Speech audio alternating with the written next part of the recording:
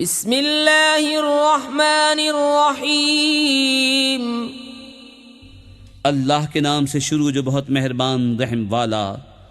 لا اقسم بیوم القیامت ولا اقسم بالنفس اللوامت ایحسب الانسان ان لن نجمع عظامه بلا قادرین علی ان نسوی بنانه بل يريد الإنسان ليفجر أمامه يسأل أيان يوم القيامة۔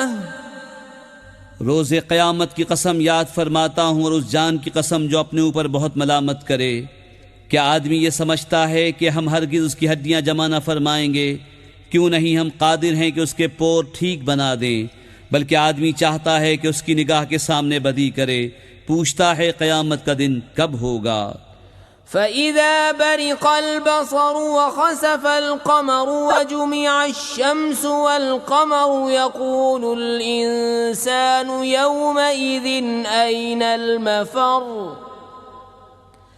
كَلَّا لَا وَزَرَ إِلَى رَبِّكَ يَوْمَئِذٍ الْمُسْتَقَرُّ ينبأ الإنسان يومئذ بما قدم وأخر بل الإنسان على نفسه بصيرة ولو ألقى معاذيره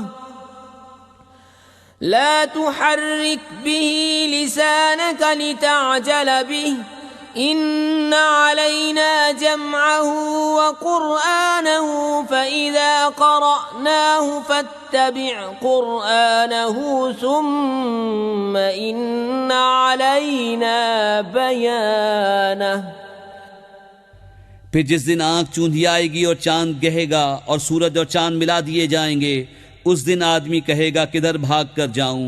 ہرگز نہیں، کوئی پناہ نہیں۔ اس دن تیرے رب ہی کی طرف جا کر ٹھہرنا ہے۔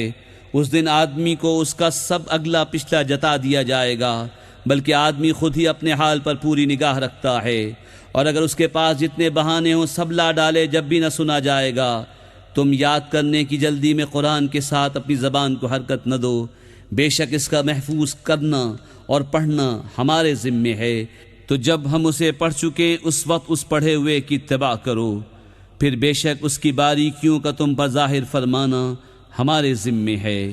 كلا بل تحبون العاجلة وتذرون الآخرة وجوه يومئذ ناظرة إلى ربها ناظرة ووجوه يومئذ باسرة تظن أن يفعل بها فاقرة كلا إذا بلغت التراقي وقيل من راق وظن أنه الفراق والتفت الساق بالساق إلى ربك يومئذ المساق۔ کوئی نہیں بلکہ کافرو تم پاؤں تلے کی دوست رکھتے ہو اور آخرت کو چھوڑ بیٹھے ہو۔ کچھ منہ اس دن تر و تازہ ہوں گے اپنے رب کو دیکھتے، اور کچھ منہ اس دن بگڑے ہوئے ہوں گے، سمجھتے ہوں گے کہ ان کے ساتھ وہ کی جائے گی جو کمر کو توڑ دے۔ ہاں ہاں، جب جان گلے کو پہنچ جائے گی اور کہیں گے کہ ہے کوئی جھاڑ پھونک کرے، اور وہ سمجھ لے گا کہ جدائی کی گھڑی ہے، اور پنڈلی سے پنڈلی لپٹ جائے گی۔ اس دن تیرے رب ہی کی طرف ہانکنا ہے۔ فلا صدق ولا صلى ولكن كذب وتولى ثم ذهب إلى أهله يتمطى أولى لك فأولى ثم أولى لك فأولى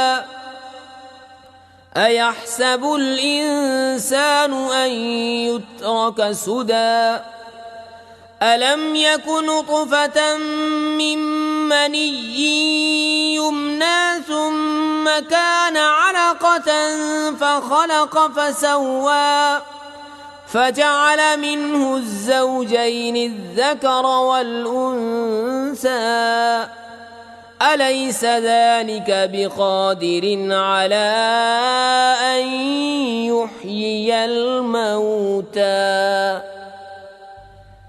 اس نے نہ تو سچ مانا اور نہ نماز پڑھی، یہاں جھٹلایا اور منہ پھیرا، پھر اپنے گھر کو اکڑتا چلا، تیری خرابی آ لگی اب آ لگی، پھر تیری خرابی آ لگی اب آ لگی۔